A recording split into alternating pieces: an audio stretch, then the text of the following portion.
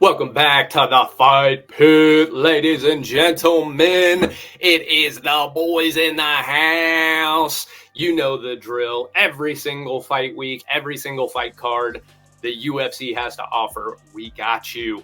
We are taking a look at UFC Paris, Moicano versus Saint-Denis. Oof, banger.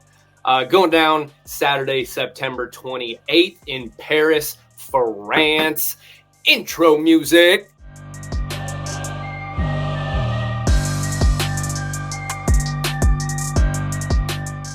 What up? What's up? Baby, we back.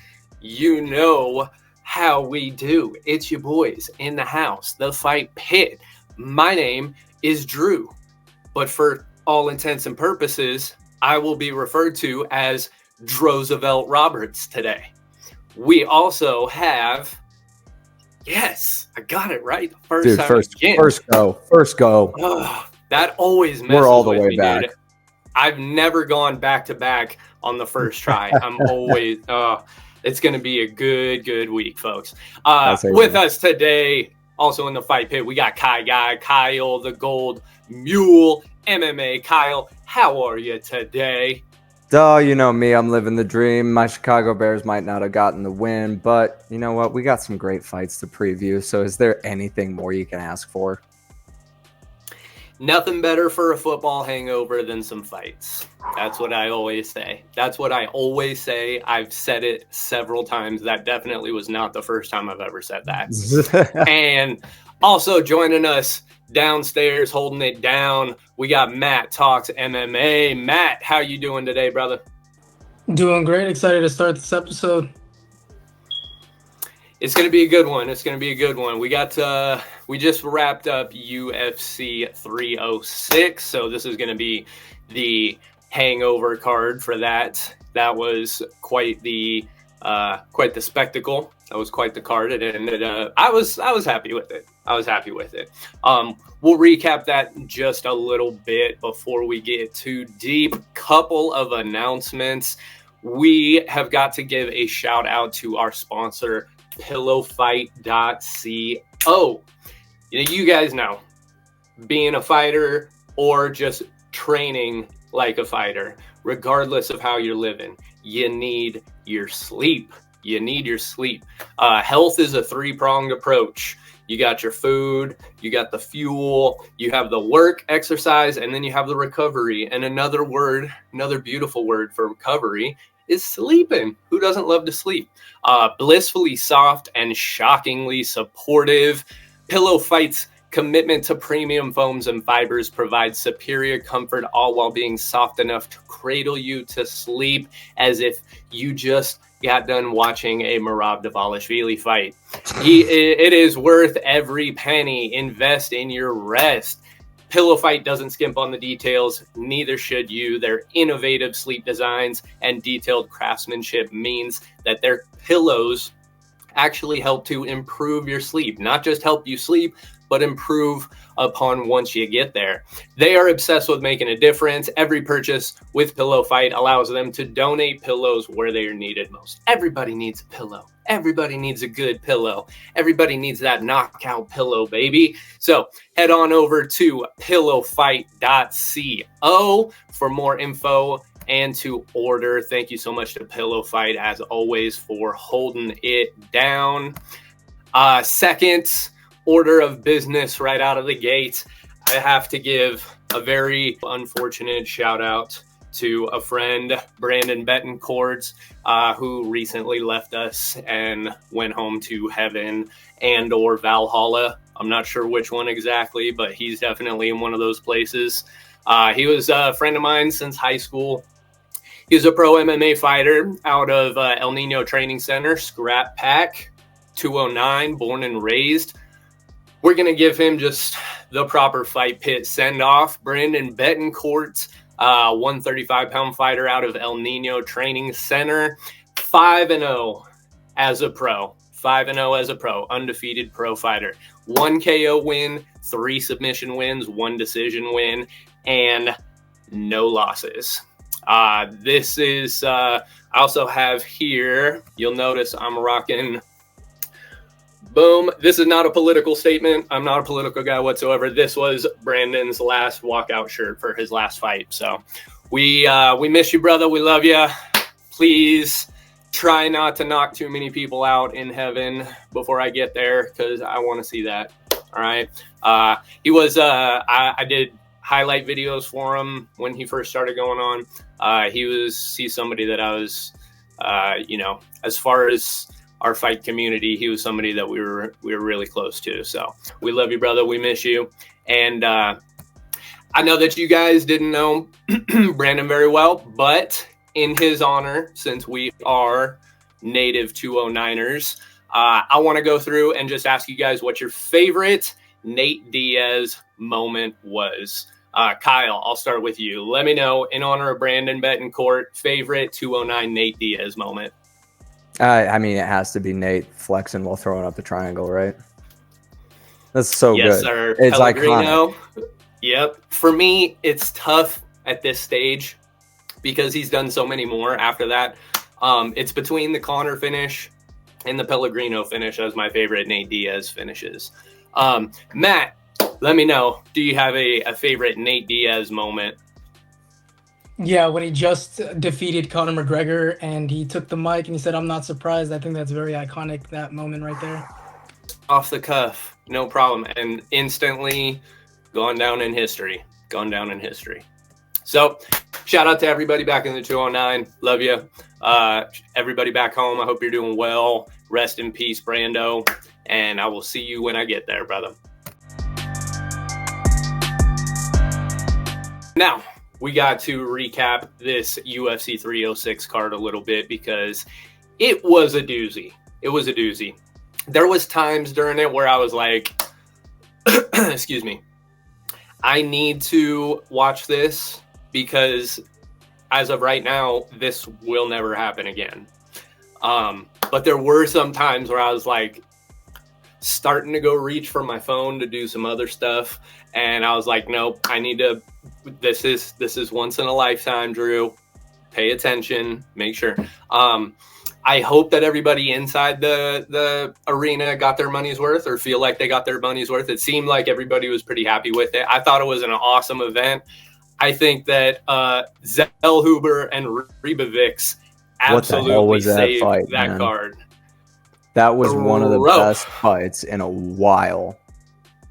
Bro, you are not kidding at all. It still happens, but very rare for me where I am in the middle of watching a fight and I'm like, damn, dude. Damn, these dudes are getting after it.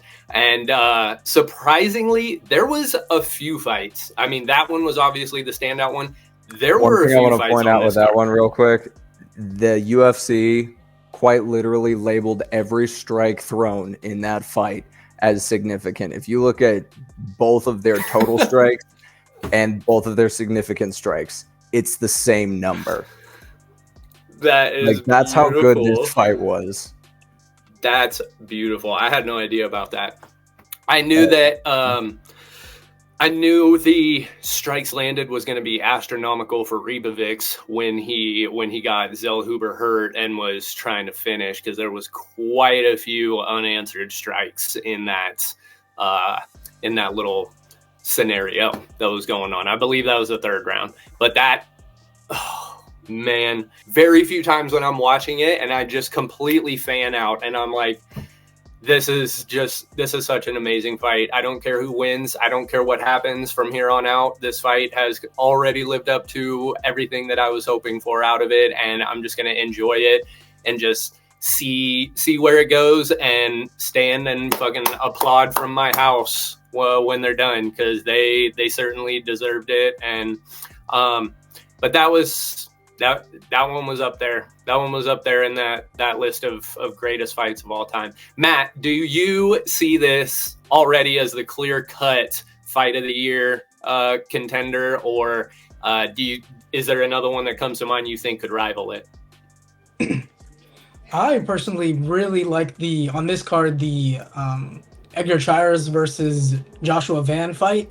I think that one was definitely all over the place. You know, moments from both guys, and it was definitely getting the heart beating a little bit right there. That was a good one too.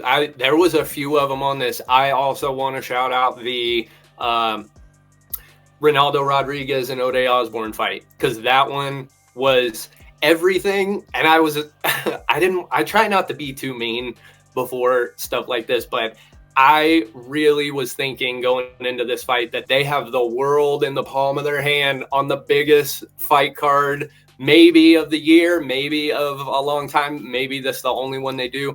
They've got it. They just got to go in there and go for it and take it. And I felt like they did. Ode Osborne landed early, got the big moment early, got the big knockdown, and Rodriguez was able to tough it out and muscle his way through to come back. And that was, I feel like that fight was everything that we were supposed to get from Manel Kape and Muhammad Mokaev. So I was really happy for those guys. And Ronaldo Rodriguez he showed up to the press conference and 100% understood the assignment. He was the guy that was like, okay, I know what we're here to do, and if nobody else is going to do it, I'm going to take it. I don't even speak English, but you're all about to be talking about me. And I felt like that one. I felt like that one was in the running for fight of the night up until Rebovix and Zellhuber. Any other big moments that you guys want to cover, Kyle? I know you went 1 for 2 on the co-main and main. Listen, oh god, that main event was so disappointing on so many levels. Like, not only do you just watch that and you're like, well, that's the parlay blown, but you just sit there and you're like, God, I am so frustrated with the fact that there's multiple champions being crowned like this, because it kind of sucks. It kind of sucks. Like, all the credit in the world to Merab. It takes a lot of skill and ability to do something like that to a fighter like Sean O'Malley. That being said, I don't have to like it. I really don't have to like it. At the very least, Valentina Shevchenko just reminded everyone that no, she's still very, very sharp, and like was getting some good takedowns throughout that fight that were just really, really nice, in my opinion. A couple things I wanted to point out. Shout out to Ketlin Souza for covering as, I think, the second biggest underdog on this card and getting the performance of the night with that submission. Really, really impressed with Ignacio Bahamondes. Like, really, really impressed with that guy. I think that he's just gonna be fun to watch no matter what going forward. I'm always gonna be tuning in to his fights. Absolutely. I think all of these fights, in one way or another, did what they were supposed to do with the stage that they were handed. There was a moment in each one where you were like, okay, this one was worth it. This one was worth it. The next one comes along, might drag a little bit at the beginning, but something happens later on. You're like, okay, this one was worth it. I think the only ones that people feel weren't worth it were the last two, unfortunately. But those were everybody in those fights were already household names as far as fight fans are concerned. So they weren't the ones really trying to make names. They had other goals in mind. They weren't just trying to, capitalize on the stage and try to build their name up and everything. But I think that cut on Irene Aldana was nasty, just absolutely brutal. And for the most part, I would say a Valentina fight and a Merab Dvalishvili fight, if you're not taking into account who their opponents were, their fights essentially went how we would have expected their type of fights to go to.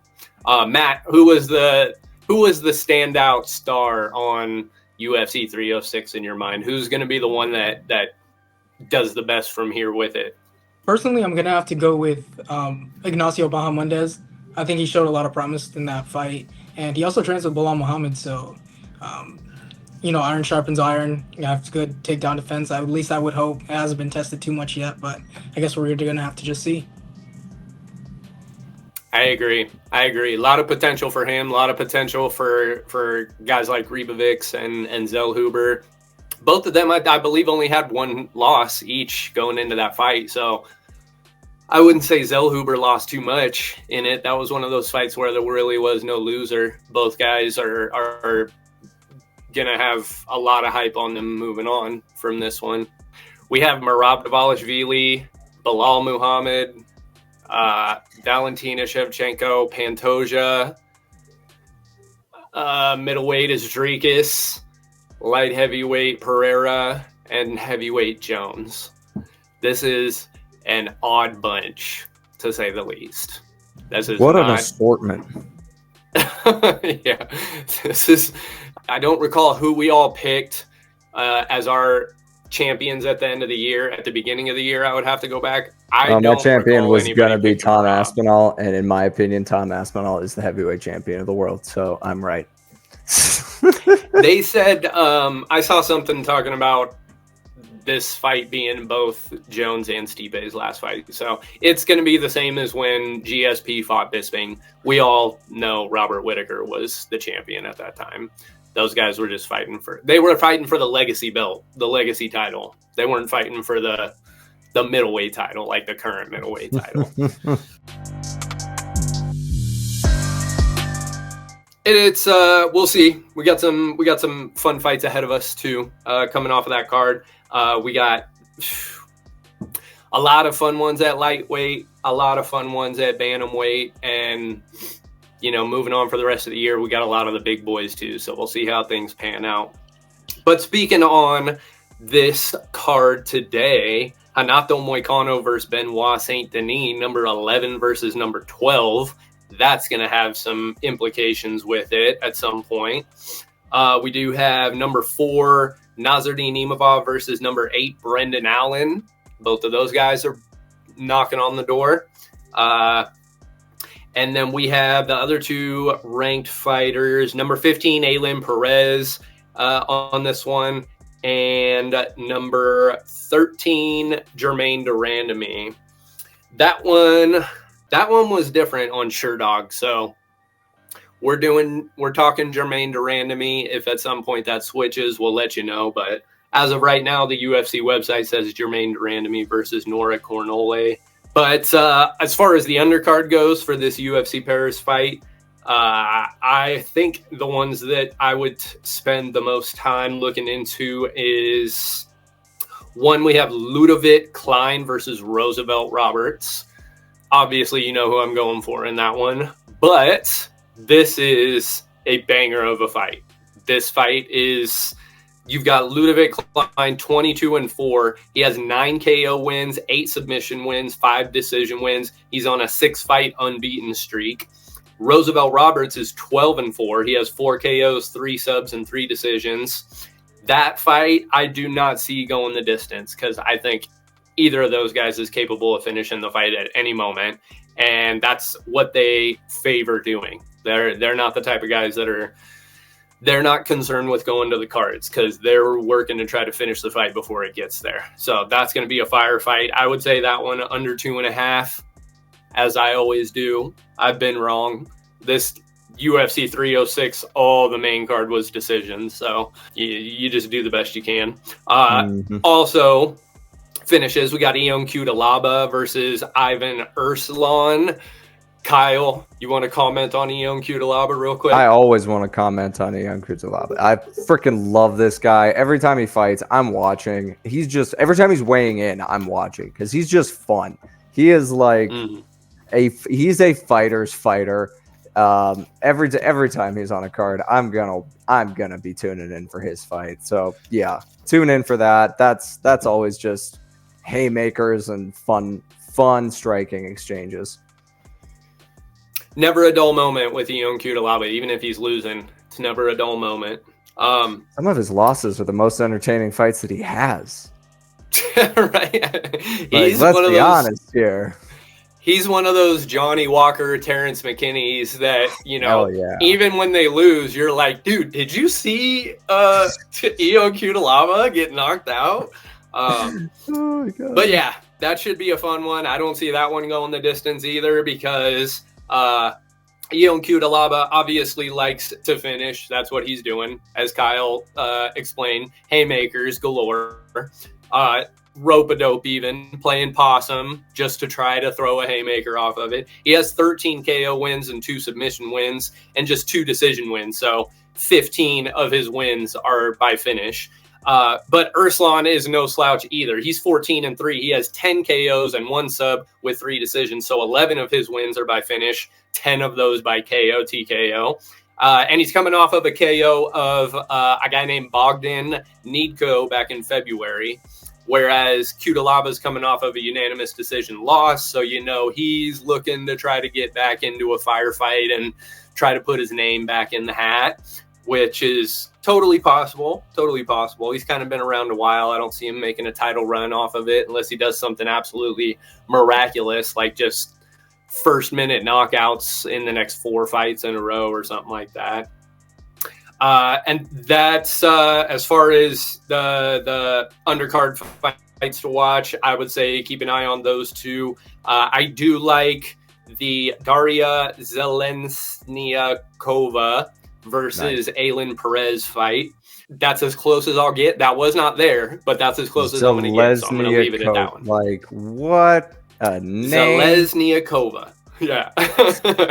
But Aylin Perez, she is fun. She's one of the ones that you see. She's very present on social media. She is not afraid to be herself in the octagon, which is always fun. I always appreciate people just being who they are. I absolutely love it. We got enough fake in the world. Just be you. And she's fun about it too. She's ranked number 15, so and coming off of a unanimous decision win over Jocelyn Edwards, which I thought was going to be a pretty tough fight, but she got the UD on it. And so she's 10-2 now, going against Daria, who is 9-1, and she has 5 KOs and 4 decisions, also coming off of a unanimous decision win. So that should be a good one. I do think that one is likely going the distance. It's very difficult to pick a solid money line on that one, so I'm just going to leave it at over. I think the over 1.5 will probably be something astronomical, like minus 500 or something. But just throw it on a parlay, throw it on a favorites parlay, just to up the odds, a couple 20 points or something like that. Germaine Durandamy at number 13 versus Nora Cornole. Germaine Durandamy is 10-5. Nora is 8-1. That should be a pretty competitive one. That one, I think, has the potential to go the distance. And then the last one I want to let you guys know about, the very first fight of the night. We have Balaji Oki versus Chris Duncan. Balaji Oki is 9-1, 5 KOs, 1 submission, 3 decisions. He lost his very first fight, and he's been undefeated since. So he lost that first one. He's on a 9-fight win streak now. Coming off of a split decision win back in February, Chris Duncan, his opponent, is 11-2, 7 KOs, 1 submission, 3 decisions. He's 4-1 in his last 5, and his last fight was against Manuel Torres back in February. So both of these guys haven't stepped in since February. Both of these guys are not boring fighters at all. Very first fight of the night, I think, could be a knockout, or I'm favoring a knockout. They do both have 1 submission win, but I would say this one, I think, is going to be a knockout. So much, though. Like, that's the thing. Balaji has a 5.18 significant strikes landed per minute, and Chris Duncan on the other side is 4.88 significant strike. Like, they throw. They do. And I love that. I absolutely love that. We talked about it earlier. It's not the most exciting style, people like Merab. It's very effective, and I 100% understand why people do it. And if I was fighting for my paycheck, and if I was fighting as, a career path, I would absolutely fight that way. I would 100% be the best wrestler in the fucking room, because that's all that I would work on. It's very, very effective, and that's something I think everyone should be well versed in. It's not the most fun, but not everything that we should be doing in life is the most fun. but I do love a knockout, and I do love strikers. And, you know, we got Bahamondes on the last one. There was a couple bangers in the undercard, and the Ribovics and Zellhuber fight. Those types of fights, I feel like this one, this Oki versus Duncan, I feel like this is going to open up the night as one of those types of fights. I think they're getting after it. They're head down, chin down, nose to the grindstone, and I think they're going to get after it. So make sure you're tuned in for that one. That one should be sick. I like that one under 2.5 also. And that'll do it for the prelim card fighters to watch. I'm going to take it over to the main card at this time while I stall as I pull up the schedule. And we have 155-pound weight class. We are looking at Faris Ziam versus Matt Steamroller Frevola, and we're going to throw it to Kai Guy. Take it away. This one's interesting to me. Like, we love Matt the Steamroller Frevola. Like, don't get it twisted here. Faris Ziam, of course, is bringing in that 15-4 record. He is very young, very much an up-and-coming fighter. We know and love Matt Frevola. He has been in the UFC for a little bit of time now. On the other side of it, you know, Faris Ziam, yes, is only 26, but he debuted very young. He has been in the UFC for about 5 years already, and he still has not gotten a finish. He has gotten finished, but he has not secured a UFC finish in his 5 years in the promotion, which kind of not what you're wanting to see in the money division that is the lightweight division, where you do see a lot of those explosive finishes. Speaking of explosive finishes, that is what Matt Frevola is all about. His last 5 fights all have ended by first round knockout or TKO. And it's sometimes been him, sometimes been the other guy. But you know what you are getting in Matt Frevola. 3.71 significant strikes landed per minute. 3.57 significant strikes absorbed. So he will take one on the chin to give you one right back. On the other side of it, you've got 2.7 significant strikes landed for Faris Ziam, and then 1.72 significant strikes absorbed. He's a lot more defensive than, say, Matt Frevola. And for that reason, he does go to the cards quite a bit. Has gotten a few split decisions. I'm trying to make sure a majority decision and a split decision in the UFC. He's coming off of that split decision win right now. I really like Frevola in this fight. It's kind of a really close line. If you parlay Frevola with another fight, you probably can make some good money off of that. But I am going with Matt Frevola by a first-round TKO. I think he's able to just impress his will on Faris Ziam, get a takedown, and just ground and pound out a TKO early. Baby, starting us off strong, Kyle. Let's go. Now, that being said, 100. obviously sprinkle a little bit on Ziam by decision, because he can still take it there and outpoint Matt Frevola, but I think Matt Frevola is going to out-tough Ziam. Course. Don't lay the entire nest on that one chicken, because, like you said, Matt Frevola is not afraid to take one, and he often does. Sometimes it puts him down, sometimes it doesn't. But don't bet on it not to happen, because it very well could happen. But I 100% agree. I love Matt Frevola. He's the coolest dude. I only want to see good things for him. I'm going to pick him against anybody, unless it's... I mean, honestly, if I was fighting Matt Frevola, I might still bet on Matt Frevola, for sure. For sure. I would be hedging. Absolutely. But yeah, I like Frevola. We got Frevola money line by TKO, and you said first round. What's the over under you're going with? Under 1.5? Yeah, definitely. And is TKO going to be your bet, or are you jumping to another aspect for your bet pick? No, TKO is going to be that pick. Frevola TKO, that's got to be some good, juicy money. I love it. There's no way that that's not plus money. Oh, maybe very moderate, but definitely got to be plus money on that one too. Sure. So he's straight up minus 130 right now on the money line. So that's got like method and money line. That's got to be plus money. When they're that close, the odds makers have no idea. They have no idea. It was like that on the last card too. There was one person with like, it always makes me laugh when they have the betting favorite is like minus 200 or above, or I mean below, minus 200 or below. And so it's like getting close to a pick 'em, but then the favored method of victory is the other guy to like get a knockout. And I'm like, you guys have no idea what you're fucking talking about, do you? No. I like that. We're opening up the main card with a Matt the Steamroller Frevola TKO.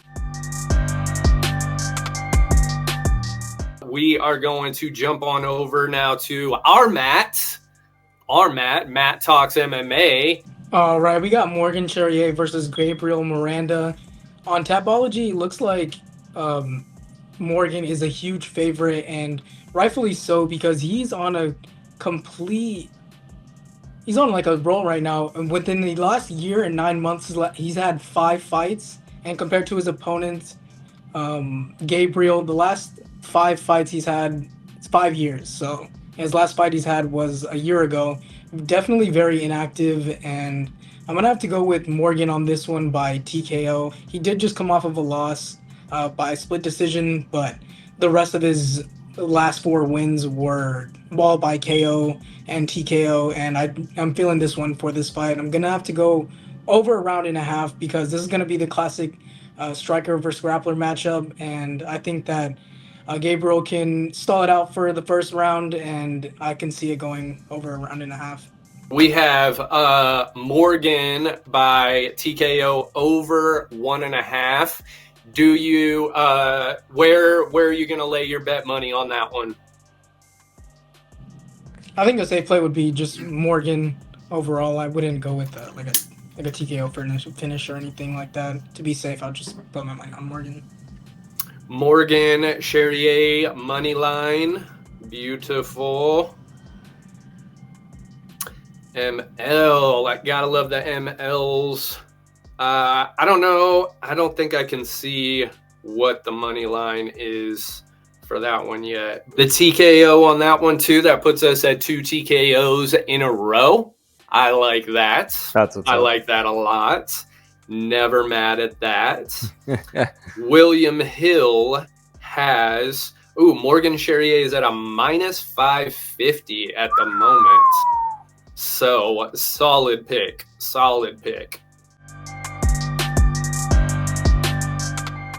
We are going to hit the round robin on this one because this one is 185ers, number 4, Nasaourdine Imavov, and number 8, Brendan Allen. This one we are going to hit the round robin on. We're all going to cover a little bit on it. I think that this one is going to be tough. I love the fight, but it's so hard for me to pick where I think it's going to go. Nasaourdine Imavov 14-4, 6 KO wins, 4 submission wins, 4 decision wins. He's 3-1-1 in his last 5, coming off of a TKO win over Jared Cannonier back in June. And Brendan Allen is sitting at a 24-5 with 5 KOs, 14 submission wins, and 5 decision wins. And currently on a 7-fight win streak, if I still count correctly. Coming off of a split, it is 7, right? It is 7. Sweet. And he picked up a split decision win over Chris Curtis in his last fight back in April.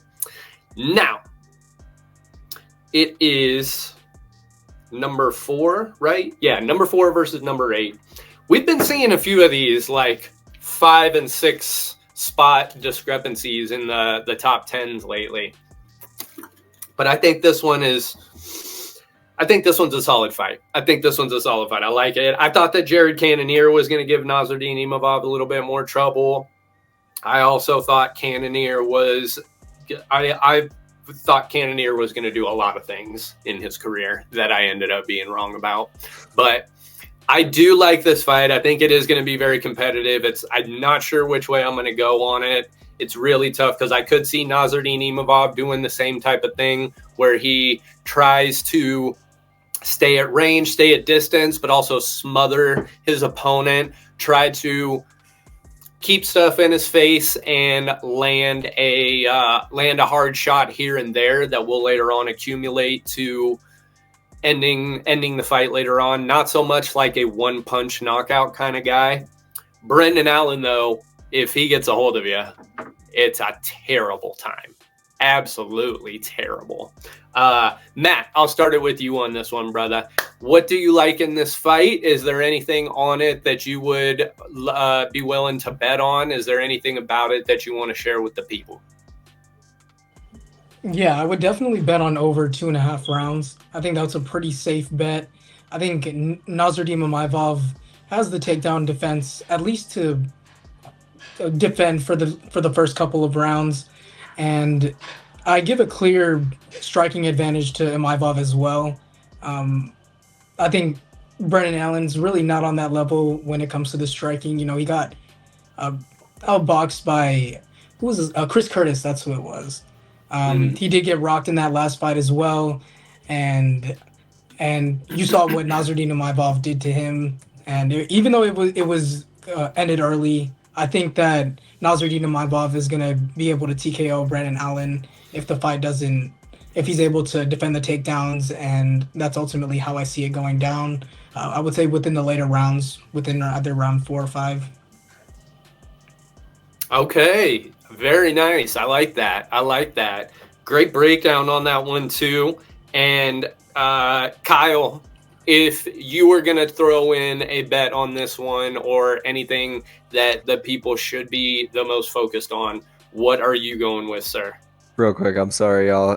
Darnell Mooney just had a 40-yard touchdown for my fantasy team, which is what I needed. We're recording this during Monday Night Football, so that's what that was. Yes, we just wrapped up UFC 306. We're in football mode right now, but we're staying on schedule with you guys. So just bear with us because we are like Minority Report with sports. we constantly have screens going. Everywhere. There will be some bouncing. Everywhere there's sports. Every screen in my house is completely covered in football, baseball, fights, everything, all of it. Love it. But I am all in on Brendan Allen. I am stunned at the fact that he is a plus 175 underdog in this. Like 7 fights up, 7 fights won for Brendan Allen, and Nasaourdine Imavov has been submitted before, and I think he's going to get submitted again because, like you said, Brendan Allen gets his hands on you. It's not fun. And he's going to be shooting takedowns, and he's going to be throwing a lot of submissions. Like, his takedown average and his submission average are maybe 0.3 away from each other. It's ridiculous how offensive he is able to make all of his grappling. I'm all in on Brendan Allen. All in, baby. Let's go. We are about that life, folks. We are about that all in life. Don't play with us because we will go all in on you. Now, Nasaourdine Imavov and Brendan Allen. That one I don't see going to the cards. I say my bet for this one, if I was going to offer one up, I would say fight not to go the distance.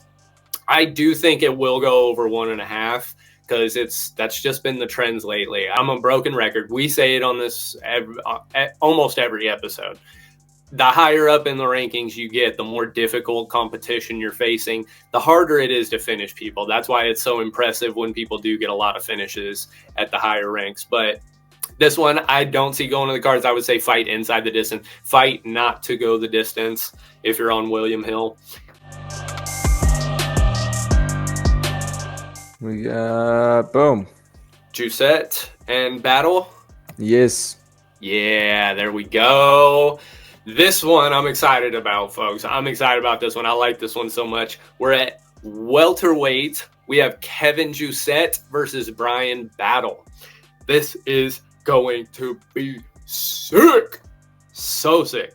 10-2 Kevin Jousset. 4 KOs, 1 submission, 5 decision wins on a 5-fight win streak. Coming off of a UD over Kanan Song last December. Bryan Battle 10-2. 3 KOs, 5 subs, 2 decision wins, 3-1-1 in his last 5. Coming off of the no contest over Ange Lusa in March. One of our more frustrating results for the Fight Pit in the last year. That one was... I'm pretty sure Sean is still furious about it. Can we rate everybody that picked Bryan Battle in that fight? Can I see a show of hands? Yeah. Okay. So yeah, it's safe to say that we all had Bryan Battle on our tickets. We all had him on our money lines, and seeing fights like that end in a no contest and just completely voided out bugs me to no end.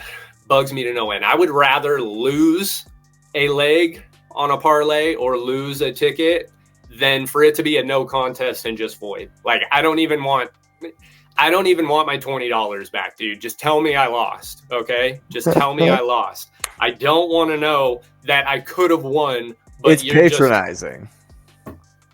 It's so frustrating, dude. It's so frustrating. Every single time there's like a doctor stoppage, or like a doctor's intervention if someone's got a cut or anything like that, I am just praying, please do not call a no contest. Please. I'm like doing math in my head. Like, how much time is left? How many strikes did he land? Like, is that enough? Like, did he? It's so frustrating. But I do think that this one is going to make up for it. I like this fight. Kevin Jousset is a bad dog. He's on a 5-fight win streak. Both of these guys are not afraid. Both of these guys utilize great striking. They are well-rounded. They can fight on the ground, but I don't think either of these guys wants to. I don't think either of these guys are going to come into this fight looking to score points, looking to take it to the cards. As far as the numbers go, I don't have the striking numbers in front of me at the moment, but both of these guys being 10-2 should tell you that both of these guys are going to be coming in like they're rip-roaring ready to go. They're not super deep into careers to the point where you have to worry about them hitting that downtrend yet. Both of these guys are at that point where they are like young. They've hit a few bumps. They've overcome them, and they're starting to get on that track. They're starting to get on that, like, I'm making a name for myself.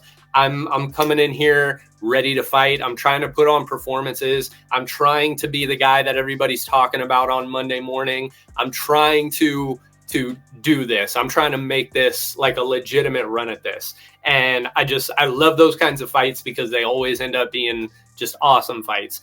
This one, of course, I've got to go under 2.5. I do see it being a finish.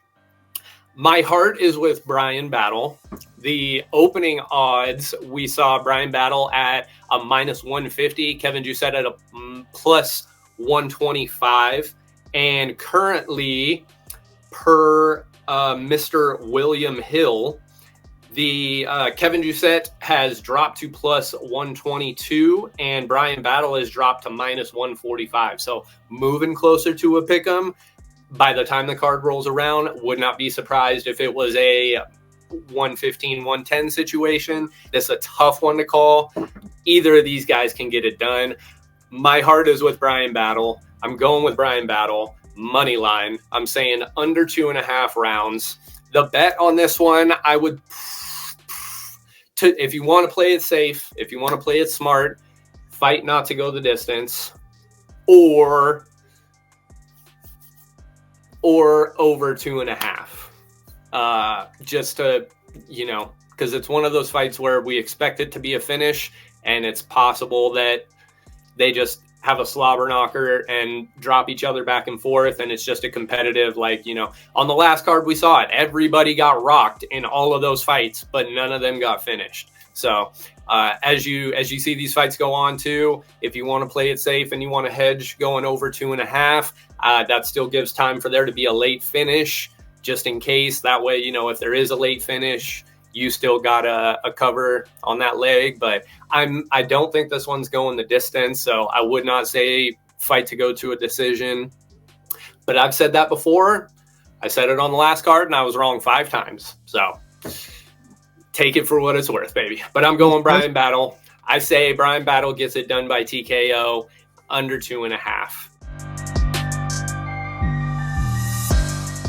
That will take us on to the co-main event. We got 145ers, William Gomis versus Joanderson Brito. Brito opened at a minus 225. Gomis at a plus 185. Right now, Joanderson Brito has jumped to a minus 230, so only 5, and then a plus 190 for Gomis on this one. I'll get the intros in, and then we'll do the round robin and get your picks. Gomis is at 13-2, 7 KOs, 1 submission, 5 decisions. He's on an 11-fight win streak, coming off of a TKO over Yanis Gomori last September. Joanderson Brito, 17-3-1, 8 KOs, 7 submission wins, 2 decision wins on a 5-fight win streak, coming off of a TKO over Jack Shore in May. This will be a good one. I do like this one. Name value, not quite there, unless you're hardcore fight nerds like us. Not quite there. But definitely be tuned in for this one. This fight rocks. It's going to surprise them. It's going to surprise them. Kyle, I'm going to go counterclockwise and start it with you, brother. Hit him with it. Man, I love this fight for a couple reasons. Number one, William Gomis can absolutely win this fight. Like, the line doesn't necessarily reflect it. I'm pretty sure it got even wider. Yeah. On UFC's website, they've got it listed as Joanderson favored by minus 270 and Gomis at plus 220, which is really, that's tempting. If you watch the way Gomis fights, especially the way that he uses leg kicks, I just can't stress this enough. If he is able to employ the leg kicks against Joanderson Brito, this becomes a completely different fight because Brito then is not able to shoot as many takedowns. His base gets chopped down by those leg kicks, and that smothering submission game isn't necessarily as available to him. And I really like William Gomis's ability to keep this on the outside, use his leg reach advantage, because weirdly enough, they have a very similar punching reach, despite the fact that Gomis is very tall for the division. He's at 6 foot at featherweight, which is very tall for the division, but he's able to use that to his advantage, especially with the leg kicks. If he is able to employ those, look for Gomis to get a decision win here.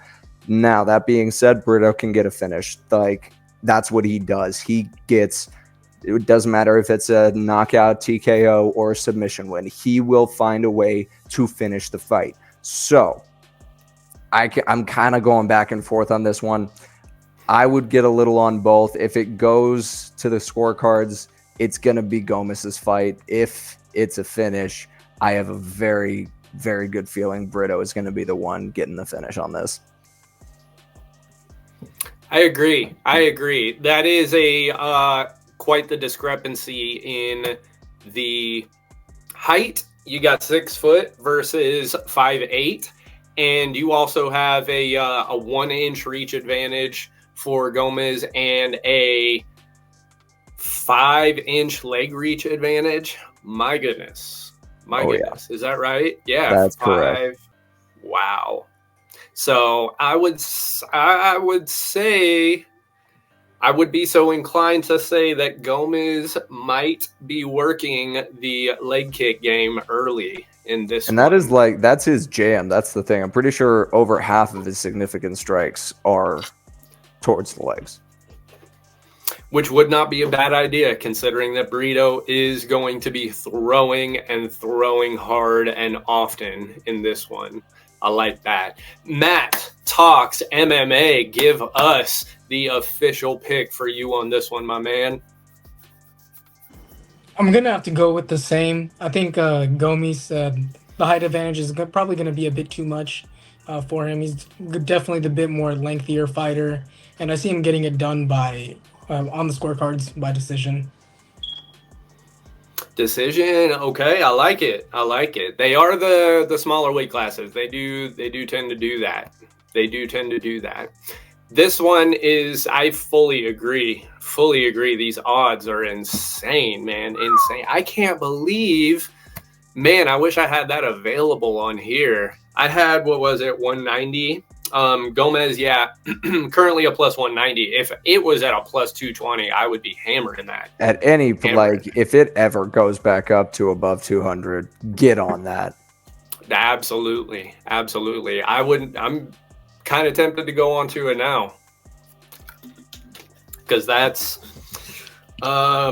Is Gomis our dog of the week, by the way? Do we feel good about that? Because I feel real good about that. You know, I think so. Do we want to get... Because we got Alan Perez. The only other one that I might throw out there is Roosevelt Roberts, because he is such a large underdog on this one. I had no idea. Klein is a minus 700. Roosevelt Roberts at a plus 500. I think Roosevelt Roberts does have the capabilities to finish that fight. So the only other one that I would be tempted to throw on as far as dogs is Roosevelt Roberts, just because he's a plus 500 and you gotta sprinkle on those odds. But at the moment, yeah, what I'm looking at, we have Brendan Allen at a plus 175. I don't feel as great about that as I do with Gomis. And it's weird because Gomis is the longer dog, you know? That's true. That's true. Yeah. I do like, I'll in favor of that. All in favor of Gomis as the dog of the week, say aye. Aye. Aye. All right. There it is. Do we want to get a lock before we get to the main event, or do we want to wait? Ooh, I'm going to wait. All right.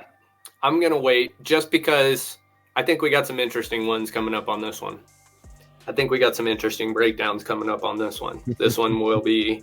This is a great fight. It's a great fight for sure. Official pick for that last one. We're going Gomis as the dog of the week. Jumping up to the main event. Boom. Hit the clap for the next segment. We have the main event, Renato Moicano versus Benoit Saint-Denis.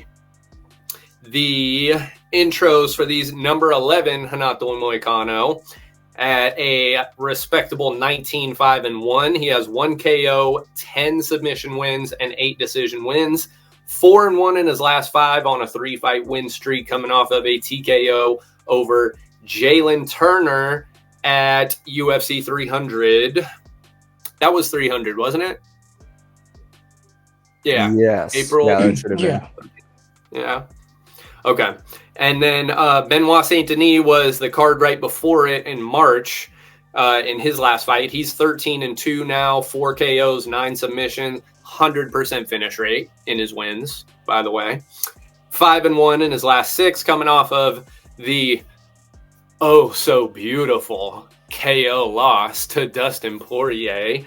Don't wish any ill will on Saint-Denis at all, unless you're going against Dustin Poirier, bro. Correct. There is no shot. No shot whatsoever. I'm going against DP. Back in March. So that was 299 and 300. Both of these guys haven't competed again. So they're both probably pretty fresh, both probably recovered. Jalen Turner did lose that fight, but he got his licks in on Moicano. Moicano definitely had some recovering to do after that one.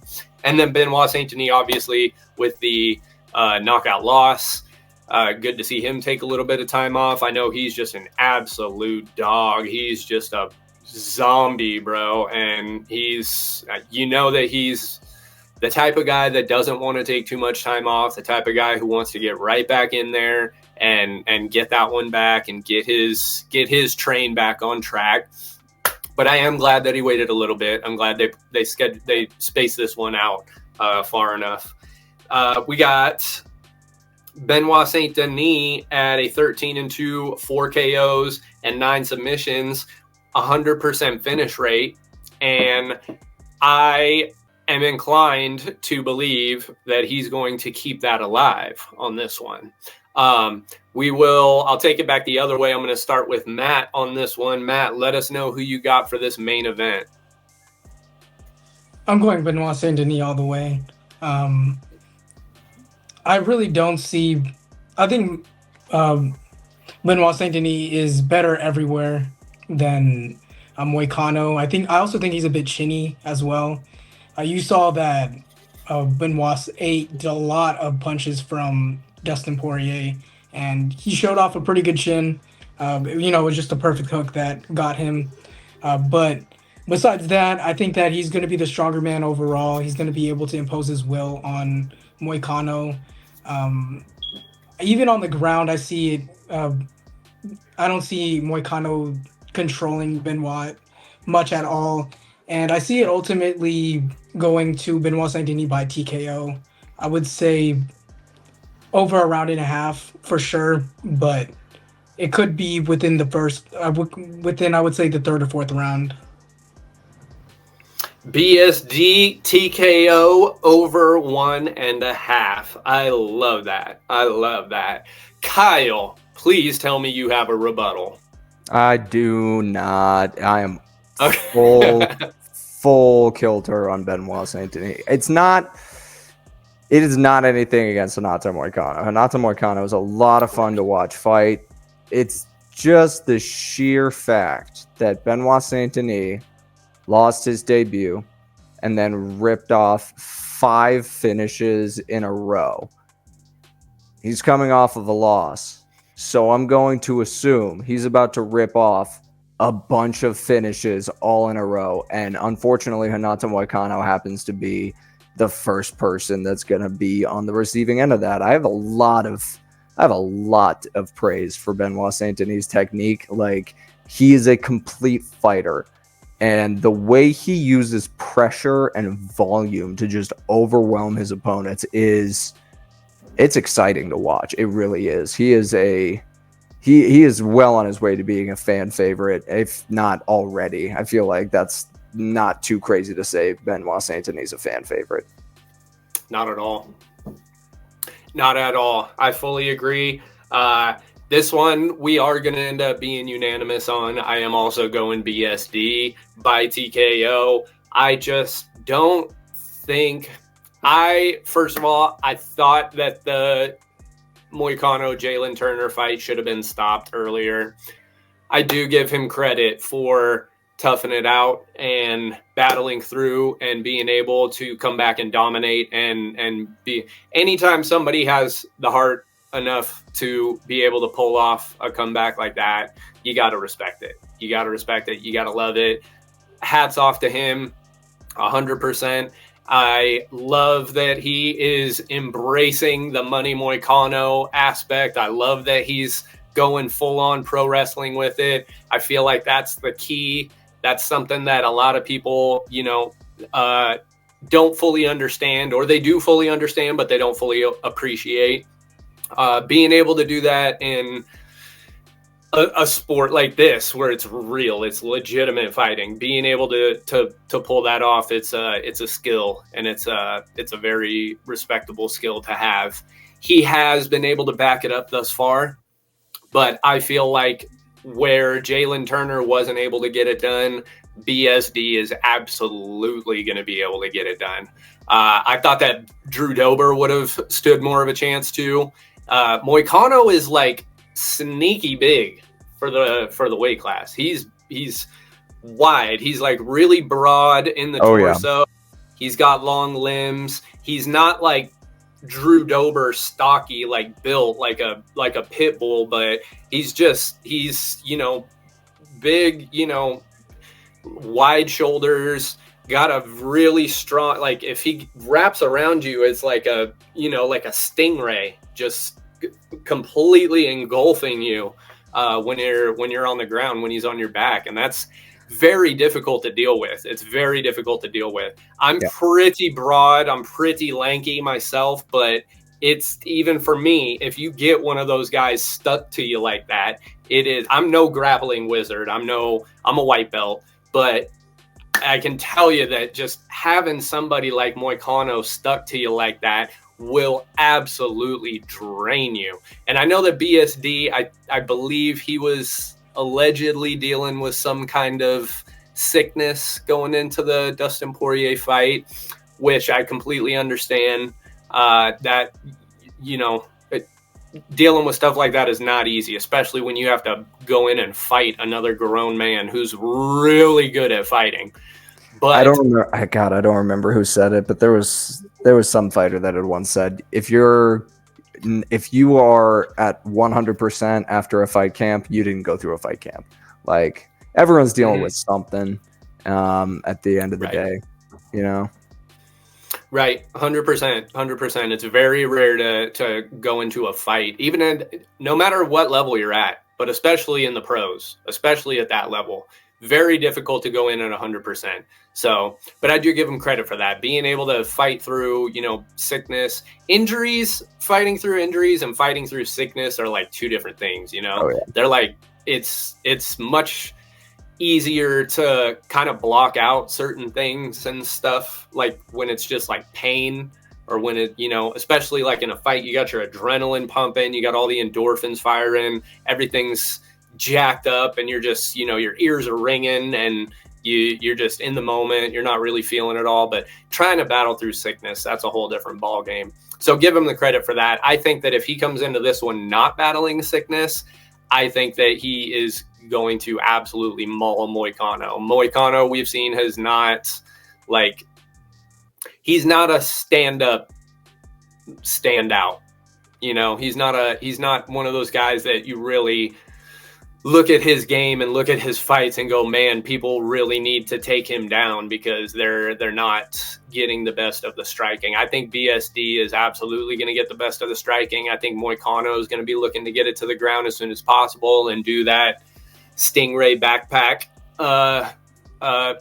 game plan that he is so good at. And I think that, oh my gosh, it's so funny because like that vividly reminds me of, oh God, my main grappling partner whenever it was time to roll.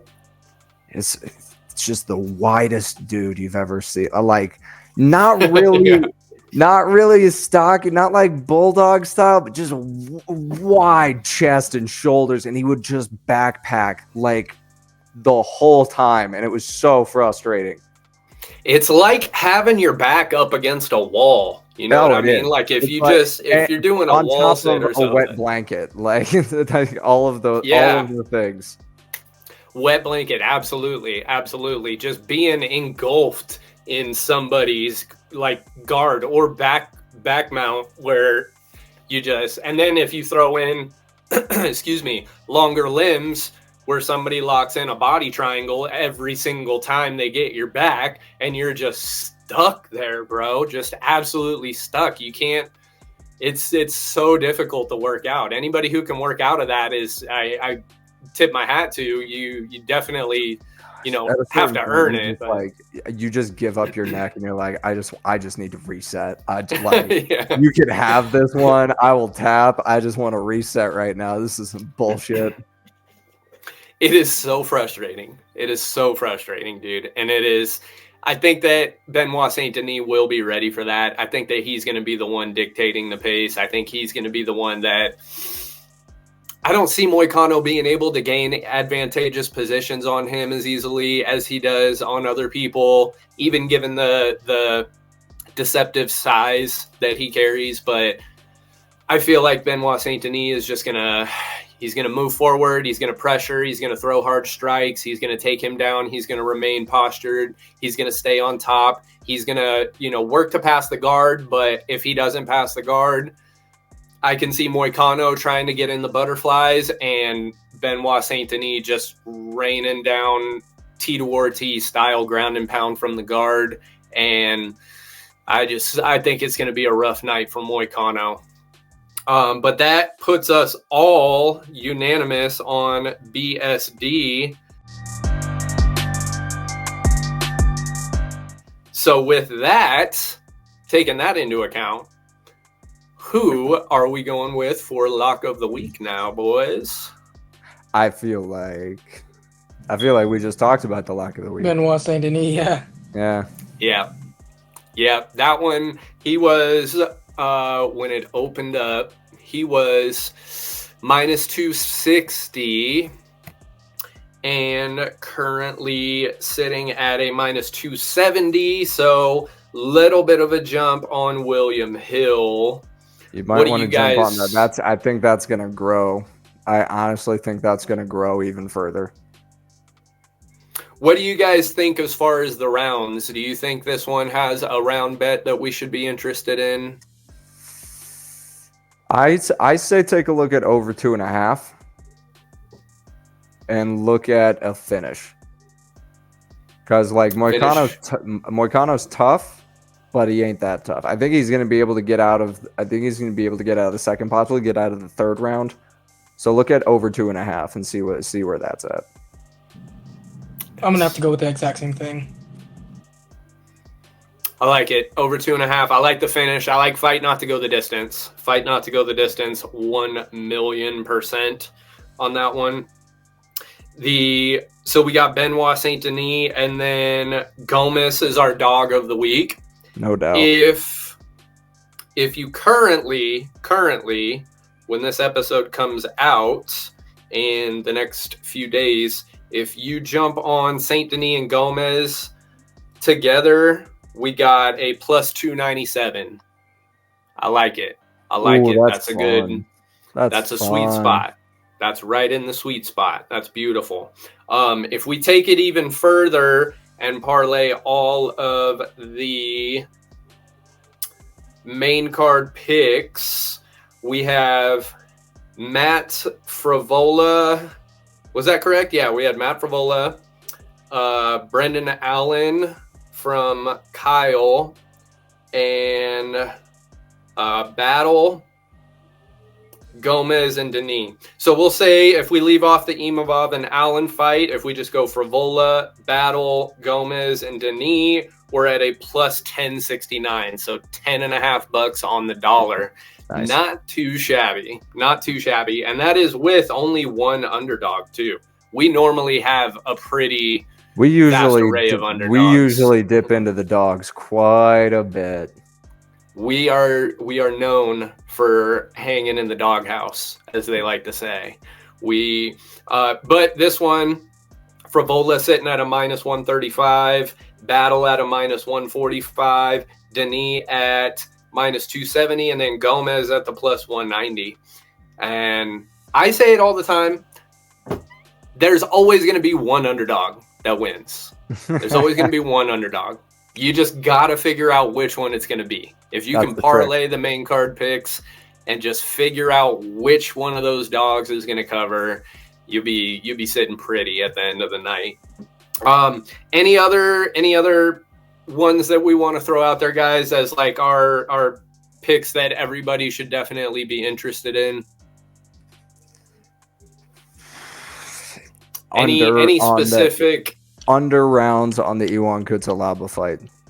Everyone should do that. Under round on the Iwan Cutelaba fight. Who would you say, Matt, on this one? Who would you say is going to be the person that takes home a performance bonus? Absolutely, 100%. I would say Benoit Saint-Denis because I feel like every part in me that's going to not going on the scorecards, and that's going to be a finish. I can't disagree, sir. I cannot disagree. I like your style. And Kyle, method of victory, money line, which way, who's going to take home a performance of the night bonus on this one? Ooh. Give me Matt Frevola. He always shows up game. Some about those 155ers. I just love it, man. Let's go. I dig it. Even if that one's not a performance as far as a finish, I do see that one as a fight of the night contender. Absolutely. For sure. Matt Frevola is always up in the mix when it comes to the fights, fight of the nights. And then I think as far as finishes go, I think you got to look at that very first fight, the Balaji Oki and Chris Duncan. I think that one is for sure going to be a finish. So you can go back through. As always, we'll have all of the bets, all of our money lines, all of our rounds, and all of our bet picks, all the official picks on the screen too. So you guys are welcome to scroll back through, write them down, tail, fade, stay away from them. Just go through and make sure you bet the exact opposite of us if that's how you like to roll. If you're sick like that and you like hitting at a 40% clip, if you're going exactly against us, you are failing at least a 40% clip. We are going, so we just wrapped up UFC 306. I'll be posting the updated Fight Pit records. But yeah, if you are tailing us on every single pick, you are at least a 65% hit rate, depending on which way you go on them. So you are, if you're betting with us, you're winning so far. So just keep that in mind. Keep that in mind, folks. If you're a sicko who likes to win 35% of their bets, go ahead and fade. Yeah, if you're one of those people that just has too much money and you just got to figure out a way to get rid of some, then absolutely just go the other way on all of our picks, man. It's a for sure a guaranteed way to lose more than half of your money, just about 3/4 of your money every single time. This has been a fun one, gentlemen. Thank you guys so much. It's always great to see you guys. I love you. Appreciate you partying it up with us. Everybody watching, thank you so much for tuning in. As always, I'm giving you multiple claps on that one, man, because that's how much I appreciate you guys. We have the Fight Pit on YouTube. If you're watching on here, you're probably already subscribed. If you just came across this video in your searches, go ahead and hit subscribe. You can find our channel on YouTube at The Fight Pit. Fight Pit is all one word. If you space it out, you're gonna get a couple different ones. We are Fight Pit, all one word. That's gonna get us every single time. You can also follow us on Instagram, the official Fight Pit, all one word again. We don't like space bars around here. Don't believe. And you can find they're just taking up space, bro. Pun intended. Damn, I was gonna go for they're usually spacey, but that's way better. Yeah, there you go. I like it. We're on the same page. That's what matters. We're on the same page. We are occupying the same space, if I may. But you can find us. Hey, if there's one thing that I'm good about, it is taking it too far, bro. You can count on it. You can find us on Instagram, the official Fight Pit, where we are always tagged in all of our videos, so you can follow all of us too. I'll have all of our Instagram tags going up on the graphics. We will definitely be here again in the next week. We got some more stuff to bring to you guys. We'll have some more interviews coming out soon. And we're just going to keep on rolling as we do. The boys in the house, baby. This has been Drew, Matt, and Kyle with the Fight Pit. Rest in peace, Brandon. And we are out. Peace.